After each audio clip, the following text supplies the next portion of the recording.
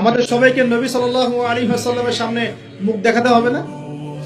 একবার দেখাতে হবে ইচ্ছায় হোক আর অনিচ্ছায় হোক, আর একবার দেখাতে হবে ঐচ্ছিকভাবে। ইচ্ছায় হোক আর অনিচ্ছায় হোক কোথায়?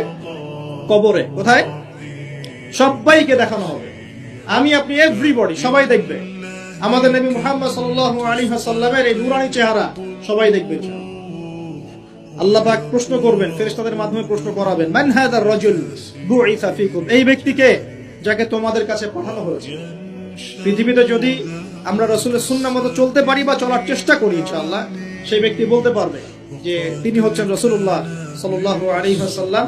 আমি আল্লাহর কিতাব পড়ে জেনেছিলাম যে তিনি আল্লাহর রাসূল সাল্লাল্লাহু আলাইহি ওয়াসাল্লাম। আর একবার হচ্ছে ঐচ্ছিক। এটা কেমন? রাসূল সাল্লাল্লাহু আলাইহি ওয়াসাল্লাম হাউজে কাউসারের সামনে দাঁড়িয়ে থাকবেন। আকাশের তারা যত বেশি, তার চেয়ে বেশি হবে পানপাত্র, গ্লাস। তো নবী সাল্লাল্লাহু আলাইহি ওয়াসাল্লাম সবাইকে হাউজে কাউসারের পানি পান করাবেন।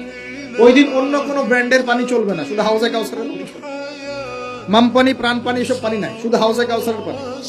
কথা বুঝতে পারছেন? কোনো ড্রিঙ্কস নাই, সফট ড্রিঙ্কস, হার্ড ড্রিঙ্কস কোনো ড্রিঙ্কস নাই, শুধু কি হাউজে কাউসারের পানি। এই পানি ছাড়া কোনো পানি নাই।